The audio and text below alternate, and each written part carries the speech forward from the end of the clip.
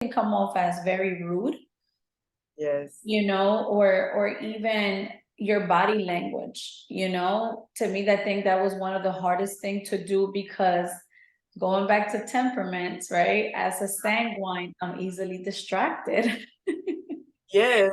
Yes. And that's So, the traits that sanguines do have is like people, they walk away in mid-sentence when people are talking to them and they don't even think that they are doing it.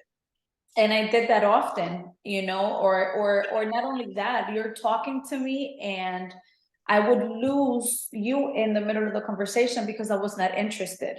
Yeah. So, and that happens a lot. Like you're telling me a story and something more fun is going on next door. I lost you, and now my ears are on the other conversation. Yeah. And Yeah. and it's not that you do those things intentionally, but it's like everything else, it takes practice. It does take practice. Because first of all, the awareness that you're actually doing it, because many times people just stop interacting with you because they don't like to experience that with you without telling you that what you're doing is very rude. They think you're doing Absolutely. it on purpose. Yes, absolutely. Another thing that I thought that it was very difficult through the process of teaching myself how to understand the other person was that they'll tell me a story and I'll try to relate myself by telling a different thing that it was similar. So now I lost the focus on the person that I'm supposed to be listening to them, and I made it all about myself. Yeah. Yeah. So it's like if I minimize the interest of the other person's story, and I think that's very rude. Yes. And that's the lack of being aware that we are doing these things. Like I said, I think we are expected in life to know how to behave and how to interact and how to socialize, how to relate. But these are skills. These are things that take time to practice and cultivate to learn to do, as opposed to assuming now you're 50, you should know how to do this. But if you've never taken the time, Yes. you would never understand how to do those things. It's kind of even many times when I'm expressing this or explaining it to some people, I use the analogy of driving a car. It's a Yes. skill. Just because you want to drive doesn't mean you can. Unless you have that skill to drive, you won't be able to drive the car. So it's easy for a person to understand, like, I need to have a driver's license to drive, Mhm. but they don't think you need to develop the skills to communicate well, to resolve conflict well, to articulate things in a way that you want them to be heard and understood. They assume the other person, if you really care, you should know. Mhm. How often have you seen, especially in couples counseling, where this person feel like, I've always told you this, I'm every day I'm saying this to you, and the other person is like, I don't know what you're talking about. And this person is feeling like, I've been talking to you until my face is blue, but you don't understand. You just don't care. That's why you don't listen. You don't care. Not realizing that when we communicate to each other, our minds interpret, our brains interpret information very differently. Like you say, like you're a sanguine. When information excites you, you're intrigued, you're curious. But when it becomes more familiar to you, you get bored and you want another exciting topic and another exciting topic. Now, I'm a melancholy to the most part when I used to interact with people. I always wanted to talk about conversations that were important. Like if I'm reading a book and you're talking about like a trashy TV show, I'm not interested in what you're talking about, you know? Yeah. So It's like you lost me there. exactly, because we are just involved. We are by nature as human beings selfish, but the intentionality of becoming more inclusive of people when they are interacting with you so that it's not just about you. Yes. Yes. Absolutely. You And like you said, that you see that a lot in couples and you see that a lot in parents and children. Yes, That's yes, where I see it the most, and I think that as parents, we're not paying enough attention to yeah, our children because either we're on their phone and they're talking to us and we're like, yes, yes, yes, that we're not even looking at them. And that's the number one thing that we want to do to have healthy conversations is lay everything to the side and be able to interact with our eyes, yes. saying at least making a head a movement, or say, "Mhm, yes," like, okay, I'm all in, I'm paying attention. And I'm definitely, I cannot say this enough, I am a victim to this bad habit, because it could happen to me with my little one, Yeah. that, he's talking to me, I'm like, yeah, yeah, yeah, and I'm not even listening, and I feel terrible. He said, "Mom, I'm asking you a question," and I'm over here yesing him to death. So I have to apologize, and I said, "Papi, we'll talk at home when I'm not driving, because I have to pay attention to the road." But I have to be mindful that even those little people Yeah. deserve the right to have an actual conversation, and he's gonna learn that. Absolutely. Yeah, Absolutely. Absolutely. Because, they say charity starts at home. absolutely. So the things we learn, that's why I think a lot of times they never equipped us. Like I grew up in a boarding school. I mean, which teacher is gonna take time with all these kids like running around teaching you communication skills? You don't have your Yeah, parents to help you. So we had to learn these skills at an older age. And I think it's very crucial, even as we are doing this video, to help people, first of all, to know you have to be realistic to know that no one ever gave you those skills, so you don't have them.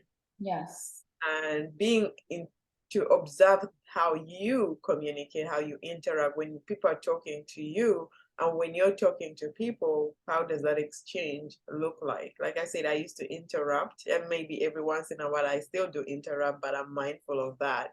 So yes, that you listen, waiting for the person to finish their point before you interpret, before you interject yourself into that conversation. Because if they don't feel heard, then it's like you're not showing interest, and that's one of the skills of show interest when people are talking to you. yes, yes, You know, and absolutely.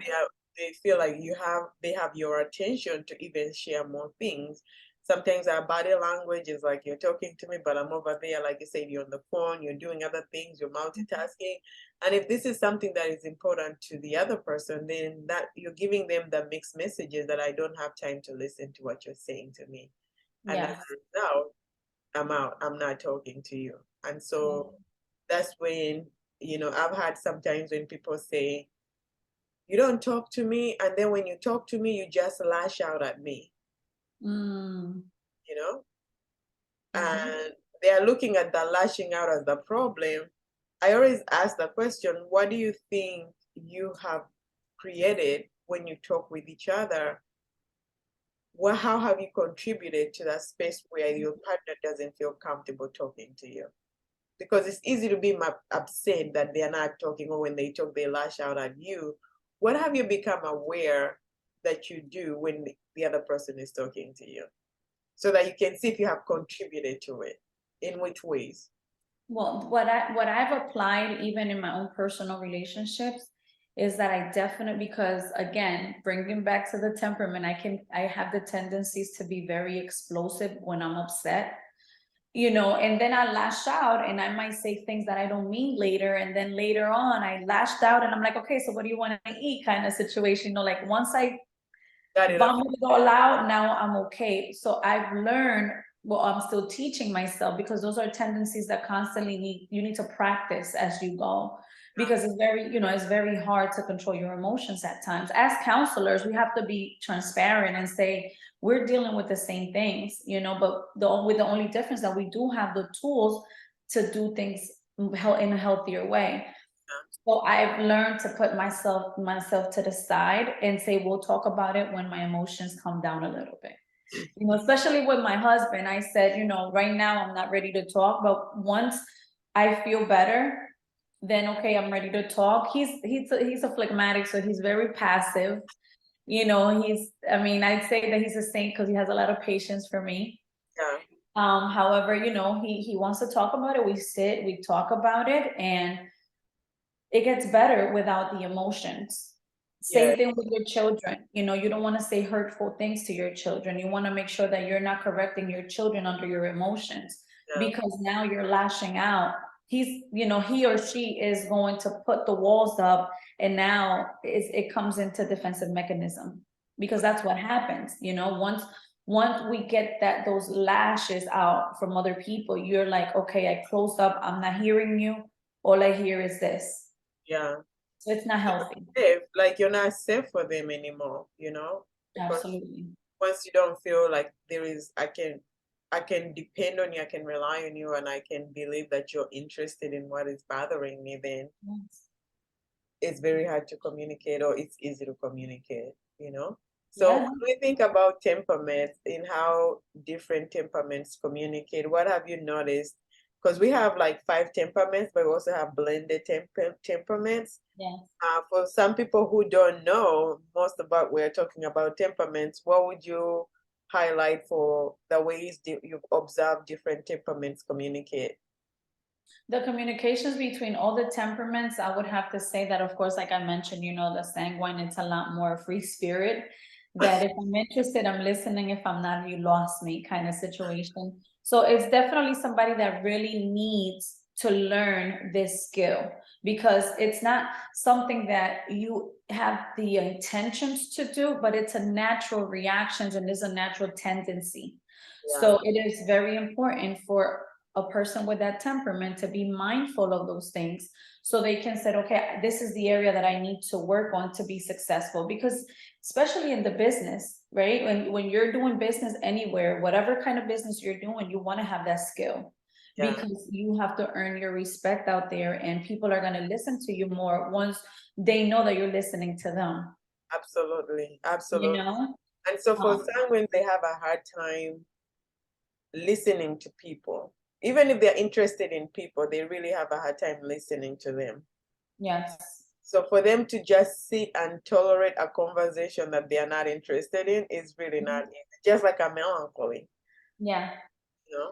With the difference that the melancholy will engage, right? I think that a melancholy person temperament would engage in a conversation, like you said, that I'm gaining some knowledge out of it, because as melancholies are very intellectual. So if you're feeding my mind, I'm all in. And they will give you great attention. I mean, there is no better attention than a melancholy's attention. Yes, Now when you move over to the cholerics, is a little bit hard, because they only hear what they want to hear. what's beneficial to them. Yeah, so it's like they eat the meat, they throw out the bone kind of situation. If I can't use this, then I don't want it. Which it can come off kind of rude Yeah, sometimes. yeah, So again, teaching yourself to know that everybody's opinion matter. Even if we don't like it, how do I respect it? Because of course you're never gonna be in accord with everybody the way they think, because everybody thinks differently. But having that respect to listen to them and understand them, it's absolutely. very important. Absolutely. And then, one of the people, the temperaments I personally appreciated the most was the supine temperament, because they feel before they think. Their emotions run faster than their thoughts, and there is nothing wrong with it. So as supine will just feel like you're not safe for me to talk to you, and they will not say anything. Many Mhm. times they'll be like in a triggered state of being because they're maybe frozen and they are not talking. So Yeah. if you're not mindful of listening to other people, you just don't think that they want to talk to you, and you just keep on talking, talking, talking, talking without realizing, like, wait a minute, have I created the space for that person to talk? Because I think I used to flood supines. I would just like go, go, go, go, go, go, go. And they would just be there not talking. And I'm like, what's going on? Why don't you say something? I was so unaware. First of all, I flooded them. Second Yeah. of all, they may be in a triggered state of being. Maybe I'm so opinionated that they don't even know how to bring up their opinion to me. And I was not aware of all those things. And that's why it's very crucial when you're interacting with another person, not only just observe yourself, observe them too. Body language, if they're not talking, don't over talk. Yes. Not only that, but remember that supines, they operate under the impression that if I do or say something that they don't like, they're not gonna like me. So because, and it's sad to say it, but there are people that are naturally like that. And we have to be aware of those things, that they are people pleasers. Yeah, So even if I don't have that ideology, just so you can continue to be my friend, I'm going to agree with you. yeah, And it's very toxic for them, because now their needs are not being met, because they're so compassionate. And I say that there's not a better heart than a supine's heart, right. because they love people, they love to serve people. And it's like they'll do anything for the other person before they do for themselves. But Yeah, this is how you create codependent relationships. And exactly. that's dangerous. Yes, yes, because they have a hard time expressing themselves. Yes. Like they have to feel safe and wanted and appreciated and invited for them to feel okay to communicate and express themselves. So if you don't know that about them, you just ignore them because you don't know how to relate to them. Yes. No, absolutely. And they, And finishing up with the phlegmatic, I think they're perfect. yes, yes, yes, I mean, I am a blended temperament, and thank God for my phlegmatic because that's definitely what sets the bar for me. It eases me up. yeah, But yeah, again, I can be stubborn, right? We can be a little bit stubborn, yes, but we definitely care. We have a lot of empathy, because you have to have empathy for other people. You have to. yes, yes. And Mhm. I think, I have phlegmatic tendencies in myself, but one of the things that I noticed in how we communicate in phlegmatic tendencies is that we under communicate because we don't want to lose so much energy. It takes so long for me to explain all the details. I'll just give you one line, and if it doesn't make sense, then that you don't need all of that information. So I get to decide whether do you really need that information or you don't. And then based upon my judgment, then I communicate that. So by default, phlegmatics tend to under communicate, and then they think they communicated it because in their mind you didn't need to know that information. So the other person is like, you could have said that in their mind, but you didn't need to know that information. Yeah. Have you noticed that within even yourself? Yeah, I see it all the time because it's like I thought about it, so I think that because I already thought about it, it's already done. Or I don't know if this happens to you, but I get a text message, I read it, and I answer it in my mind, and I put my phone down. I never send a text message. And I mean, this is terrible, because people might think that you're being rude, you're not replying, you're Yeah, ignoring them. But in reality, because of that part of your temperament, it's like, all right, I already answer you in yeah, my head. You just did not get the answer. And it is rude.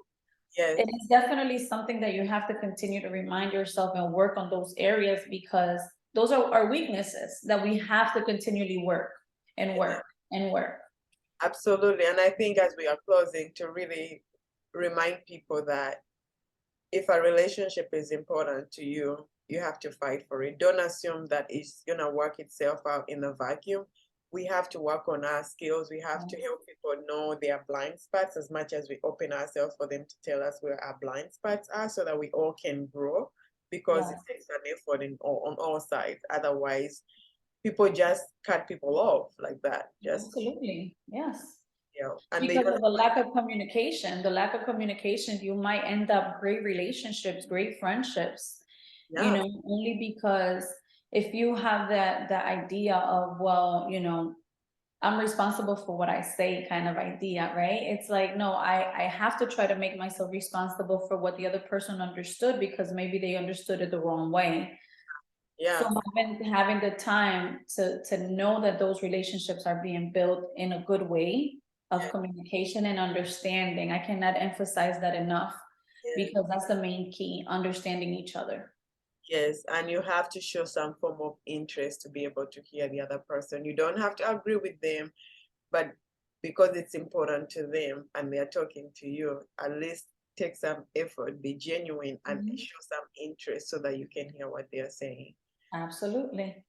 So, how do people get to know you? How do they connect with you from here on YouTube, and where do they find you? Okay, they can find me. I have my Instagram page at New Creations Counseling NJ. My website is also newcreationscounseling.org. They can find me there to book a session. They can write to me, they can email me, they can subscribe to my website so they can get newsletters. And I'm still working on my YouTube channel, which is going to come up pretty soon. Yes, Thanks to you. Thank you so much for helping me with building my platforms because like I mentioned to you in the past video that everything is word of mouth and people, a lot of referrals and things like that. But I have to really, now that technology is everything, I have to really put myself out there everything for is on people to the internet. Everything is on the internet. People buying groceries on the internet. Okay, so I do that. Exactly. You can buy produce on the internet. So everything has to be available at least. So for those of you that would like to connect with me, they can find me on forerunnercounseling.com. My handles on Instagram and Facebook are the same, Forerunner Counseling. So we will talk to you guys again next week. So Yes.